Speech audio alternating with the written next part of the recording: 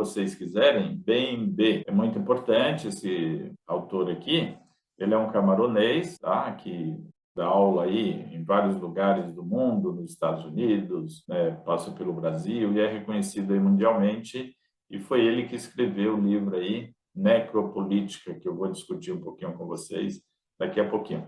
Mas vamos ver o que o Achille Mbembe, ou Achille Mbembe, fala para a gente aqui sobre o colonialismo. Afirma que o colonialismo, importante, né, essa palavra aqui, foi um projeto de universalização, cuja finalidade era inscrever os colonizados no espaço da modernidade. Porém, a vulgaridade e brutalidade, olha só, ele já começa a bater forte aqui, olha, vulgaridade e brutalidade tão habitualmente de volta em sua má-fé, fizeram do colonialismo um exemplo perfeito de antiliberalismo, beleza? Então aqui, como vocês sabem, ele está falando aí a partir do século XVI, né? Fala um pouco aqui, olha, do projeto de civilização iluminista. Isso aqui é muito interessante porque a gente viu aí a questão, né, do Haiti, onde ele já vai meter o louco aqui, olha. Ele diz o seguinte: baseado na liberdade e igualdade universais, isso aqui é o lema lá da Revolução Francesa, né? Liberdade, igualdade e fraternidade, encontraria sua grande encruzilhada, a Revolução Haitiana. Então, assim, olha, os franceses, eles pregavam uma coisa, liberdade, igualdade e fraternidade, porém, na primeira oportunidade aqui, com a Revolução Haitiana, eles não garantiram o que eles sempre pregaram, e foi o lema aí da Revolução Francesa, beleza? O povo negro haitiano, escravizado por colonizadores franceses, fez uma revolução para que as promessas de liberdade e igualdade universais, fundadas na Revolução Francesa, fossem estendidas a eles, assim como foram contra o poder que consolidaram o tirano, pois negava-lhes a liberdade e não lhes reconhecia a igualdade. O resultado foi que os haitianos tomaram o controle do país e proclamaram a independência em 1804.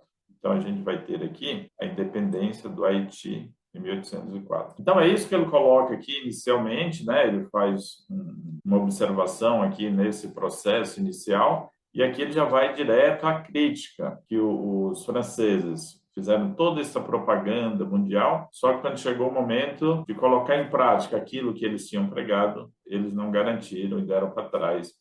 E aí foi um massacre em relação ao Haiti, que até hoje sofre, beleza? Então é isso que ele está colocando aqui para a gente. E agora eu vou entrar aqui no BNB, Achille Mbembe, para vocês terem uma ideia, quando ele já coloca, a gente já coloca essa tela aqui, olha, para vocês observarem que a situação da tal da necropolítica é cruel mesmo. Olha aqui, vocês lembram dessas figuras aqui? Esse menino aqui, né, de 15 anos, morto aí no Rio de Janeiro. Aqui o Floyd, nos Estados Unidos, olha, que o soldado aqui.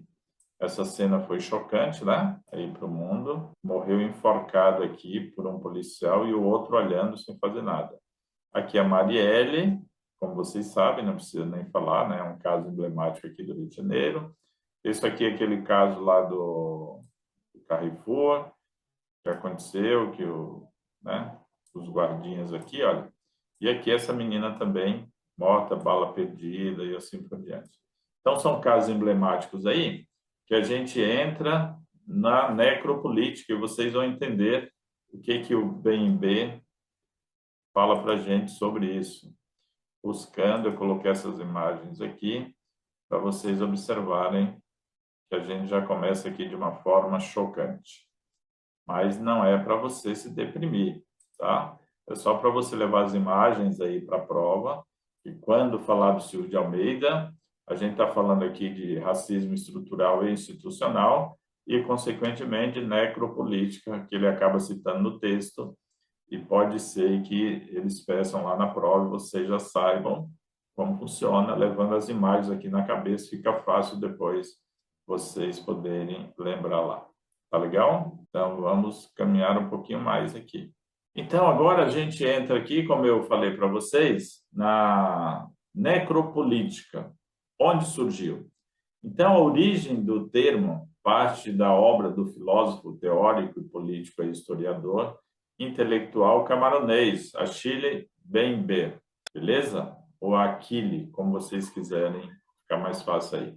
Então, Mbembe, ele nasceu na República aí dos Camarões, país da região ocidental da África Central, no ano de 1957. Atualmente é professor de História e de Ciências Políticas aí do Instituto, né, Joanesburgo, na África do Sul, e Duke University nos Estados Unidos. Então, você observa que o sujeito transita aí por regiões extremamente importantes. Ele é conhecido, um estudioso aí da escravidão, da descolonização, negritude, e também como um grande leitor do também filósofo Michel Foucault, em que se baseou para propor o livro Necropolítica, de 2011. Dessa forma, para entendermos melhor a obra de Mbembe, vale também conhecermos aí um pouco de Foucault. Então, vocês observam que um vai bebendo aí na fonte do outro, né? É isso que é importante. Então, para Foucault, a biopolítica é a força que regula grandes populações ou conjunto dos indivíduos, diferentemente das práticas disciplinares utilizadas durante a Antiguidade e a Idade Média, que visavam governar apenas o indivíduo. O biopoder se refere aos dispositivos e tecnologias de poder que administram e controlam as populações por meio de técnicas, conhecimentos e instituições. Os biopoderes se ocupam de gestão da saúde, da higiene, da alimentação, da sexualidade, da natalidade, dos costumes, etc., à medida em que essas se tornaram preocupações políticas. Mesmo porque o Foucault era médico, né? Então ele vai, além de filósofo, era um grande intelectual, né? Então, por isso que ele vai cair para o lado da saúde, né? De higiene e assim por diante, da sexualidade, né? E aí vocês observam hoje o que ele estava prevendo aqui, trabalhando, hoje está muito mais assim aflorado aí na sociedade. Beleza? Então, é isso que ele vai trabalhar, essas questões. Por isso, os instrumentos de biopoder, biologia, a matemática, né, a economia, entre outros campos do saber, se tornaram, ao longo dos anos, fundamentais para fornecer dados, informações e políticas sobre epidemia, natalidade, seguridade social, poupança e assim por diante. Então, vocês observam que ele vai observar que todas essas disciplinas aí, elas são importantes para ajudar aí nesse processo, ajudar o governo a desenvolver um trabalho aí de controle de tudo isso aqui. Exemplo que a gente teve recentemente aqui no Brasil e continua tendo aqui a pandemia, né? Foucault desejava demonstrar com esses termos a ideia de como o poder mudou durante os séculos e como foi influenciado as relações sociais nas cidades modernas, principalmente nos discursos. Para ele, a civilização moderna assistiu várias transformações de suas estruturas de poder e saber durante a história, pois o conhecimento, leis e as políticas mudaram muito desde dos primórdios aí da humanidade. Agora vamos à teoria aí de Mbembe, beleza? Como vimos em certos episódios da história da humanidade, alguns discursos políticos validaram massacres, extermínios e regimes totalitários modernos. Opa, isso aqui já chegou perto da gente, aí você já sacou do que a gente pode estar falando, né? Por isso que eu trouxe isso aqui para vocês entenderem. Quando você trabalha essa questão aqui, fica fácil para você entender a obra do Silvio de Almeida, mesmo porque ele vai beber nessa fonte aqui. Então, é importante, eu trouxe aqui a raiz para vocês, tá? Foi a partir da ideia de que discurso é um instrumento de poder, que Mbembe se inspirou em Foucault e foi além. Em seu livro Necropolítica, apontou que esses dois conceitos são insuficientes para compreender as relações e inimizade e perseguições contemporâneas. Como estudioso da escravidão, da descolonização e da negritude, relacionou o discurso e o poder de Foucault e um racismo de Estado presente nas sociedades contemporâneas que fortaleceu políticas de morte, necropolítica. Então, é aqui que ele vai né, citar aqui o Foucault. O Foucault trabalha aí né, o biopoder, porém, ele vai além. Ele vai acrescentar aqui a necropolítica. E o que é necropolítica? Aí vamos à definição, para vocês já irem entendendo todo o processo, né? Para ele, a necropolítica é o poder de ditar quem pode viver e quem deve morrer. Nossa, professor, que coisa mais horrorosa. É isso mesmo. Se você fizer uma reflexão aí, você vai entender o que ele quer dizer com isso, né? Com base no biopoder e em suas tecnologias de controlar as populações, o deixar morrer se torna aceitável, mas não aceitável a todos os corpos. O corpo matável é aquele que está em risco de morte, e todo instante devido ao parâmetro definidor primordial da raça. Eu não sei se você lembra dessa cena, né? Vou narrar um pouquinho aqui. Quando o governador do Rio de Janeiro, Witzel, assumiu o poder lá, ele saía com soldados, helicóptero, apontando, né, lá para as comunidades do Rio de Janeiro, que ele queria matar aquelas pessoas, não sei o quê. Gente, aquilo ali é necropolítica. Então, ali ele estava escolhendo quem iria morrer e quem iria viver. Essa é a ideia. Pandemia, o que aconteceu? Basicamente, se você analisar, está dentro desse padrão aqui. Quem deve morrer e quem deve viver. Por exemplo, chegou um determinado momento que as pessoas estavam optando, né, aí pela morte de alguns em detrimento de outros. Eu não sei se vocês acompanharam um convênio aqui famoso, né, das pessoas, dos velhinhos ricos aqui de São Paulo. Muitos foram, né, exterminados aí pela questão de escolher a morte, né, quem deve viver e quem deve morrer, mesmo sendo de uma iniciativa aí particular. Então, funciona dessa forma. B explica que, com esse termo, sua proposta era demonstrar, de várias formas, pelos quais, no mundo contemporâneo, existem estruturas com o objetivo de provocar a destruição de alguns grupos. Essas estruturas são formas contemporâneas de vidas sujeitas ao poder da morte, seus respectivos mundos de morte. Formas de existência social nas quais vastas populações são submetidas às condições de vida que os conferem um status de mortos-vivos. É justamente essa questão hoje que vocês observam nas muitas comunidades, a situação como ela é complexa. Então, eu vou só grifar aqui para você, porque apareceu um termo aqui extremamente importante. Já está aqui, olha, mundos de morte. Olha aqui, ó. O objetivo de provocar a destruição de alguns grupos. Esses grupos minoritários aqui entram direto no racismo. E o racismo aqui não é só com os negros. A gente está falando de um racismo generalizado de, né, ciganos, indígenas e assim vai. Então, o racismo ele pode ser praticado nessas condições de escolher quem vai morrer e quem vai sobreviver. Esses são os mundos da morte. Aqui um termo extremamente importante. Olha aqui, olha, quando ele fala em mortos-vivos. Essa é a questão aqui. Beleza, gente? Tranquilo até aqui? Chocante, né? Mas faz parte, é assim, a gente precisa estudar mesmo. Ah, mas eu não concordo com o Silvio de Almeida, não sei o quê, com o BNB e tal. Não entre nessa. Você vai fazer a sua prova, então você vai concordar, você vai falar que é isso mesmo e você vai entender o processo aqui para poder se dar bem lá na hora da prova. Certo? Então é isso.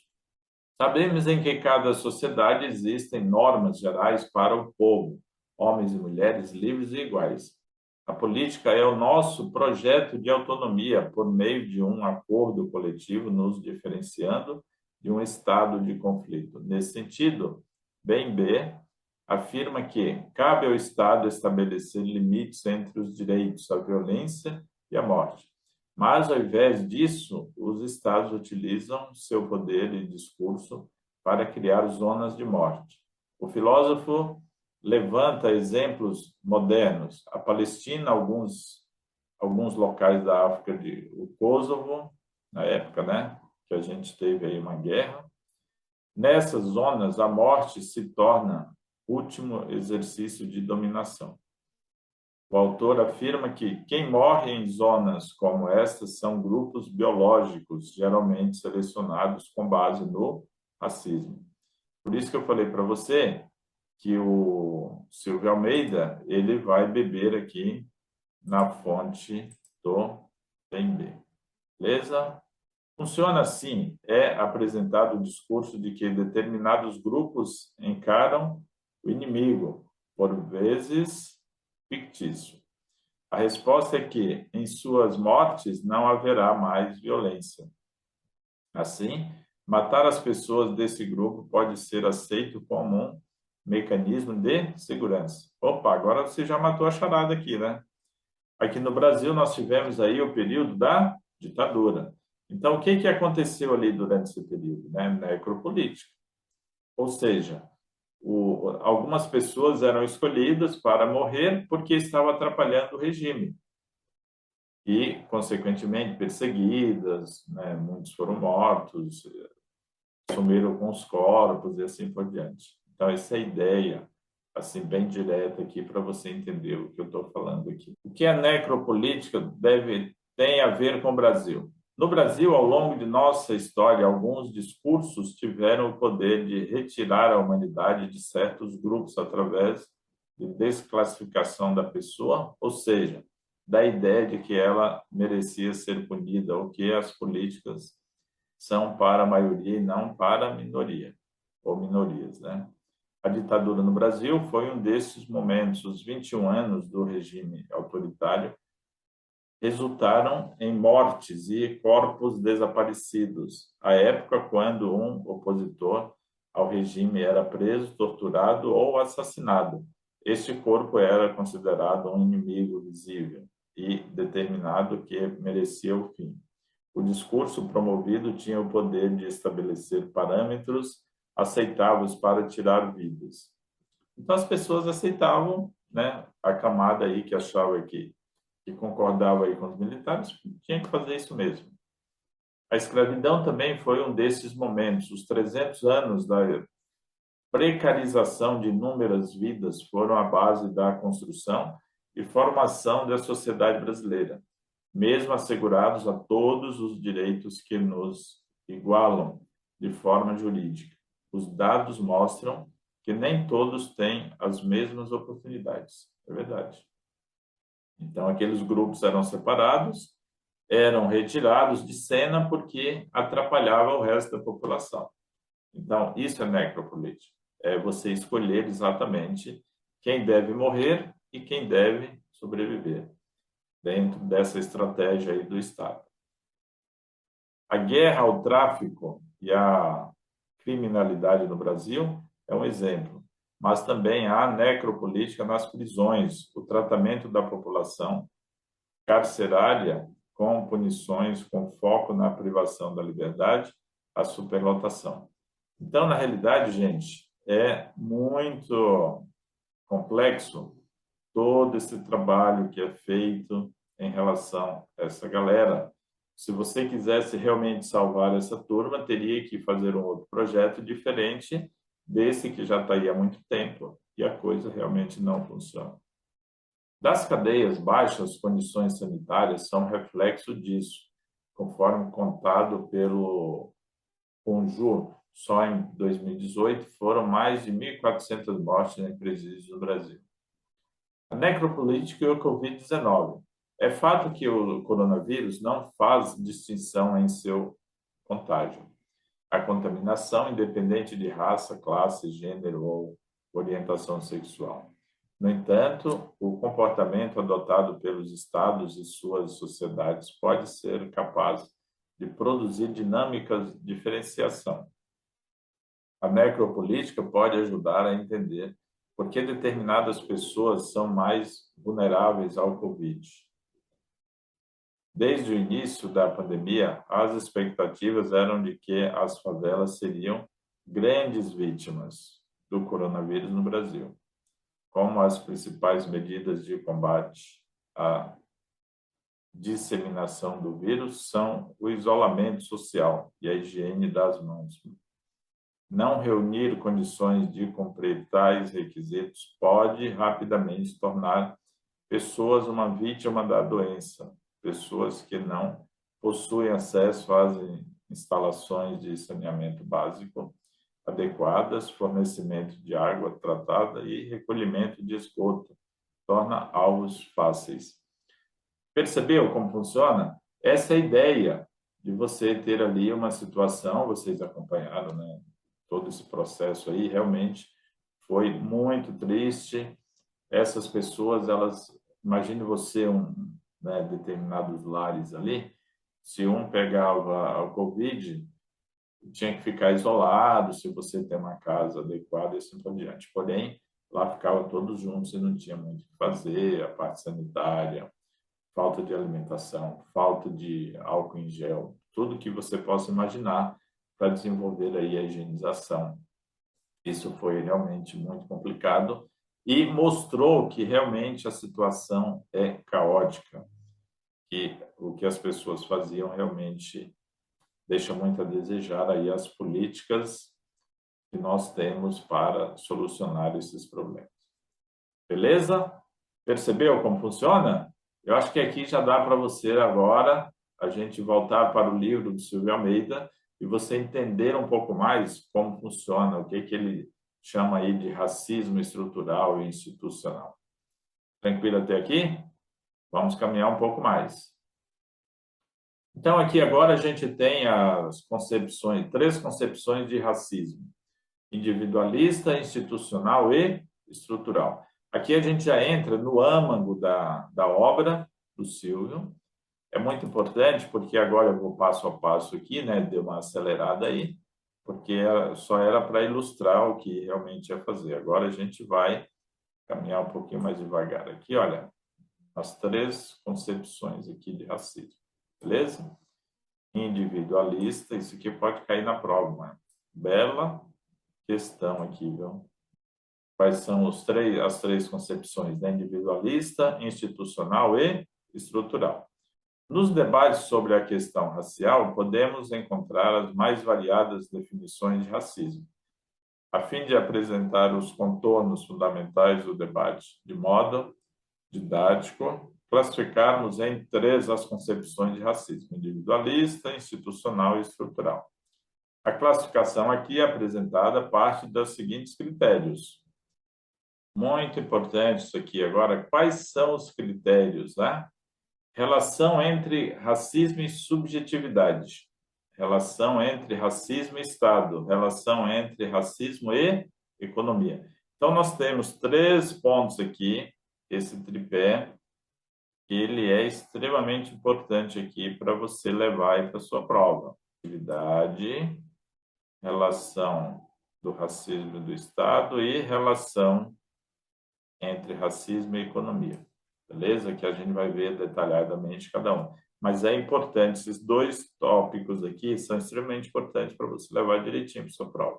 A concepção individualista, né? O racismo, segundo esta concepção, ele é patológico ou a normalidade seria um fenômeno ético ou psicológico de caráter individual ou coletivo, atribuído a grupos isolados, ou ainda seria o racismo uma irracionalidade a ser combatida no campo jurídico por meio de ampliação de sanções civis, indenizações, por exemplo, ou penais. Por isso, a concepção individualista pode não admitir a existência de racismo, mas somente de preconceito. Por isso que vocês acompanham que é extremamente difícil você provar que o cara está fazendo ali, se ele está praticando racismo ou se ele está cometendo aí preconceito, a fim de ressaltar a natureza psicológica do fenômeno em detrimento de sua natureza política. Olha só, gente, são 2 coisas aqui importantes, mas elas estão interligadas aí, que a gente vai ver lá na frente. Sob este ângulo, não haveria sociedades ou instituições racistas,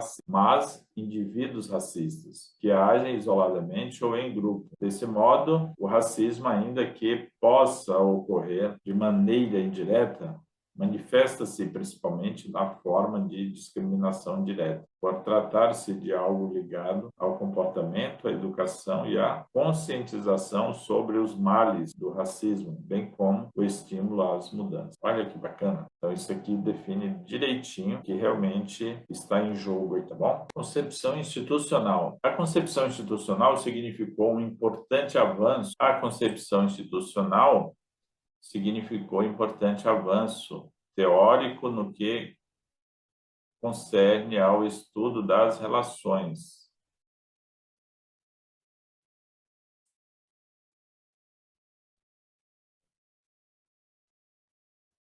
Sob essa perspectiva, o racismo não se resume a comportamentos individuais, mas é tratado como resultado do funcionamento das instituições, que passam a atuar em uma dinâmica que confere, ainda que indiretamente, desvantagens e privilégios com base na raça. Antes de entrarmos na expressão institucional do racismo, vamos entender um pouco mais o que são instituições. Apesar de constituídas por formas econômicas e políticas gerais, cada sociedade em particular se manifesta de distintas maneiras. Por exemplo, dizer que as sociedades contemporâneas estão sob o domínio de um Estado não significa dizer que os Estados são todos iguais, quando historicamente considerados. Exatamente, cada Estado aí vai ter a sua especificidade, né? Então, você não pode colocar em um balaio só, todos esses estados, porque cada um tem suas características aí. Então, aí vocês viram, né, essa aula aqui extremamente importante. Na visão dele, a necropolítica é a capacidade de estabelecer parâmetros em que a submissão de vida pela morte está legitimada. Então, para o BNB, é muito interessante essa questão, né? Que a necropolítica não se dá só por uma instrumentalização da vida, mas também pela destruição dos corpos. Não é só deixar morrer, é fazer morrer também. Então esse poder de morte, esse necropoder, é um elemento estrutural no capitalismo neoliberal, como ele coloca aqui, né? Principalmente nos dias de hoje. Então, é muito importante que vocês observem esse aprofundamento que o BNB fez em relação a essa questão aí da necropolítica mundial. Então, a gente encerra aqui essa aula muito importante, porque vocês tiveram aí uma visão geral do que é a necropolítica, que o Silvio Almeida cita aqui no livro dele, e provavelmente pode ser uma questão aí no concurso, porque eles pegam essas coisas assim bem específicas. E essa necropolítica que está introduzida aqui no livro pode ser aí uma questão e vocês vão matar a charada, porque quem não leu e quem não acompanhou aqui a aula do professor Edivaldo, é lógico, né? Vai ter problema porque não pode não saber do que se trata e ter problema aí na hora da prova. E não é isso que vai acontecer aqui com vocês. Beleza, gente? Então é isso aqui que eu tinha para vocês, essa aula aqui do Silvio Almeida, trazendo o BNB aqui para dialogar com vocês, que foi beber na fonte justamente do Foucault, como eu falei para vocês. Encerrando aqui, mas logo teremos outras aulas aqui, né, do Silvio Almeida. Um abraço, até a próxima. Vamos nessa, estudar direitinho aí para conseguir o seu cargo tão almejado aí na Prefeitura de São Paulo. Legal, pessoal?